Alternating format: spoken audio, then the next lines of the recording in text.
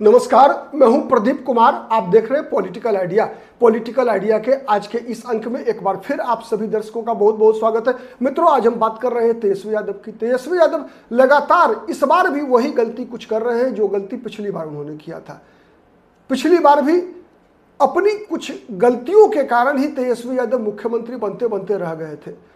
क्या थी वो गलती? अगर हम केवल आज एक मुद्दे पर आपका ध्यान आकृष्ट करना चाहते हैं कि तेजस्वी यादव की कुछ गलतियां कितनी महंगी पड़ती है उनके लिए, इसका शायद उनको एहसास नहीं है। एहसास करते हैं लेकिन हर चुनाव के बाद फिर भूल जाते हैं।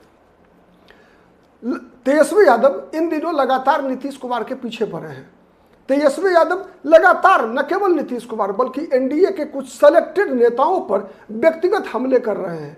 और जब व्यक्तिगत हमला करते हैं तेजस्वी यादव तो हर बार उन्हें मुंह की खानी पड़ती है। मैं क्यों कह रहा हूं, आप उदाहरण के लिए देखिए। आप पिछले विधानसभा चुनाव का प्रथम चरण, दूसरा चरण, तेजस्वी यादव किस मुद्दे पर लड़ रहे थे चुनाव? तेजस्वी यादव लड़ रहे थे पढ़ाई, कमाई, सिंचाई और दवाई के मुद्दे पर। लेकिन जब तेजस्वी यादव ने उन मुद्दों को छोड़कर नीतीश कुमार पर हमला करना शुरू किया, जब उन मुद्दों को छोड़कर व्यक्तिगत हमले एनडीए के नेताओं पर करना शुरू किया, तो फिर उसी एनडीए के ट्रैप में तेजस्वी यादव फंस गए।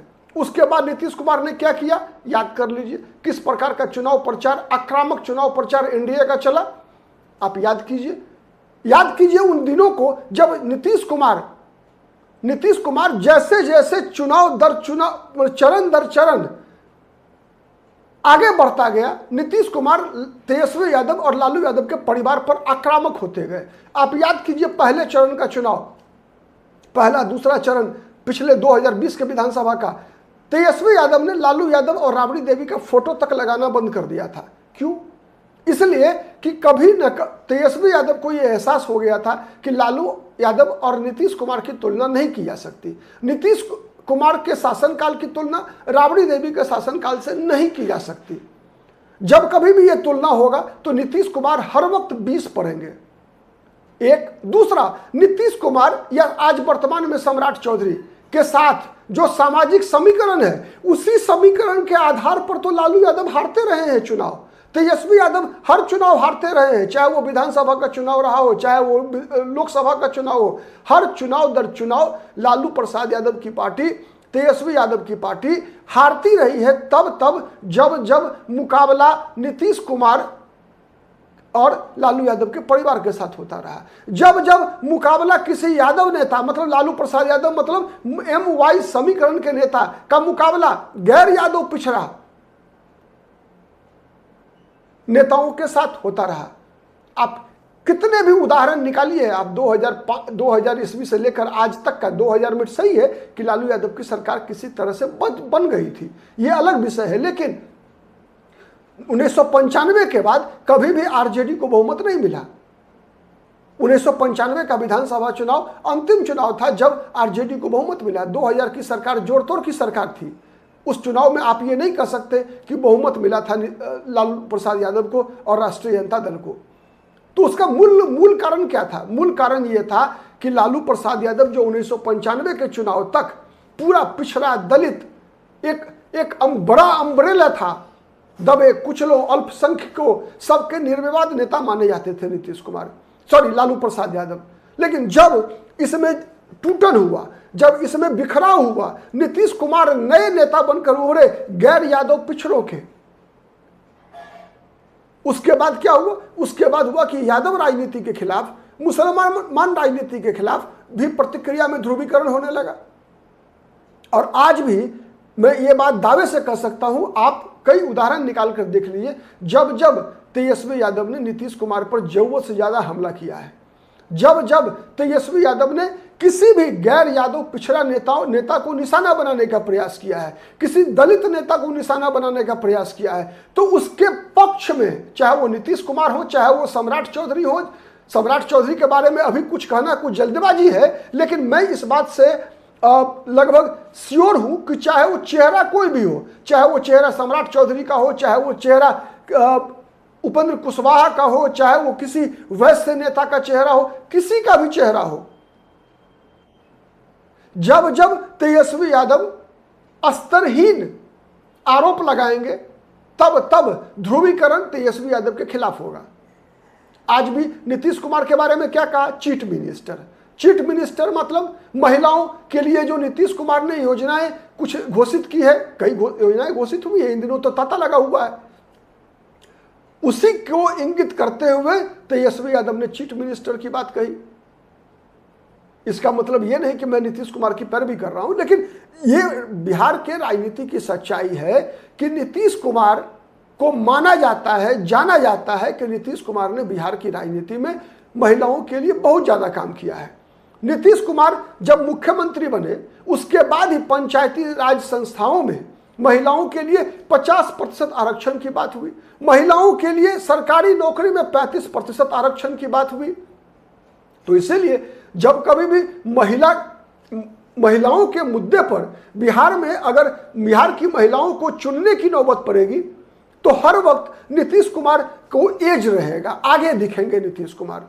इस बात को अगर तेजस्वी यादव नहीं समझ पा रहे हैं तो मुझे लगता है कि तेजस्वी यादव फिर वही रणनीतिक भूल कर रहे हैं जो पिछले चुनाव में तेजस्वी यादव ने किया था। यदि नीतीश कुमार के साथ अति पिछड़ों के संबंध को अगर तेजस्वी यादव नहीं समझ पा रहे हैं, देखिए नीतीश कुमार के साथ दो कारण से अति पिछड़ा जुड़ा बिहार का, और आज भी वो अति पिछड़ा नीतीश कुमार के साथ घटा है, बढ़ा है, बात अलग है, लेकिन वो आरजेडी के साथ नहीं गया है। ये बात मैं दावे से कह सकता हूं। क्यों कह सकता हूं? उसका पीछे कारण समझिए। नीतीश कुमार ने दो तरह के कारण से अति पिछड़ा नीतीश कुमार के साथ सटा। एक तो नीतीश कुमार ने अति पिछड़ा के मुद्दा पर, आप याद कीजिए 1994 में पहली बार जब लालू प्रसाद यादव से मतभेद हुआ नीतीश कुमार को, तो नीतीश कुमार ने अति पिछड़ा को आरक्षण अलग से देने की मांग रखी थी, जिसका लालू प्रसाद यादव ने विरोध किया था। तो इसी मुद्दे पर नीतीश कुमार ने लालू प्रसाद यादव को निशाना बनाना शुरू किया था और समता पार्टी की गठन का आधार बना वही चीज। फिर लवकुश उस समीकरण से जुड़े।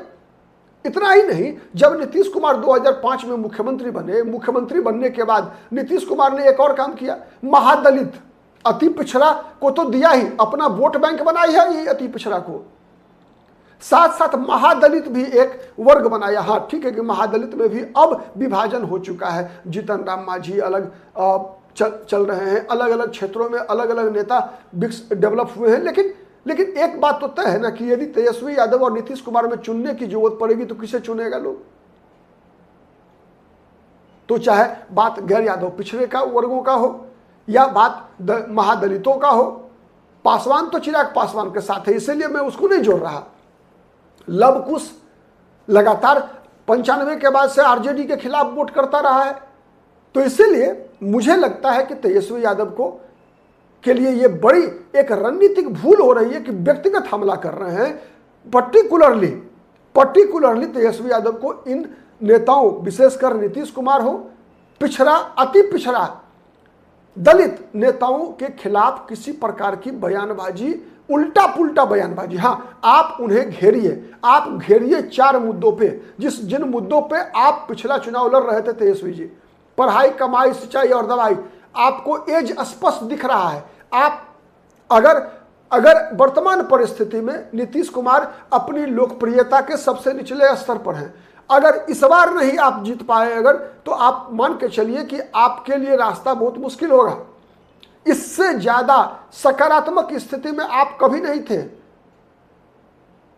इसीलिए ऐसी गलती तेजस्वी यादव को नहीं करनी चाहिए, व्यक्तिगत हमलों से बचना चाहिए। क्योंकि आज भी मैं अंत में इस बात को कहते हुए अपनी बात समाप्त कर रहा हूं इस वीडियो में कि जब तेजस्वी यादव किसी भी पिछड़े वर्ग के अति पिछड़ा दलित, महादलित नेता पर, गैर राजद नेताओं पर तेजस्वी यादव का हमला व्यक्तिगत होगा, तब नुकसान तेजस्वी यादव का होगा। क्यों? इसलिए कि तब इस सरकार की तुलना लालू यादव और राबड़ी देवी के शासनकाल से होगी, और जब लालू यादव और राबड़ी देवी के शासनकाल से तुलना होगी तो कुछ भी हो जाए, नीतीश कुमार कई गुना बेहतर दिखेंगे। चाहे वो कानून व्यवस्था का मामला हो, चाहे वो सड़क, बिजली पानी का मामला हो, चाहे वो लोक कल्याणकारी योजनाओं का मामला हो, चाहे वो शिक्षा का व्यवस्था हो, चाहे वो स्वास्थ्य का मामला हो, चाहे वो कानून व्यवस्था का मामला हो, किसी भी मुद्दे पर नीतीश कुमार लालू प्रसाद यादव राबड़ी देवी के शासनकाल की तुलना में बेहतर ही दिखेंगे और ये तेजस्वी यादव के लिए नुकसान का सौदा होगा। आज के लिए इतना ही, बहुत बहुत धन्यवाद।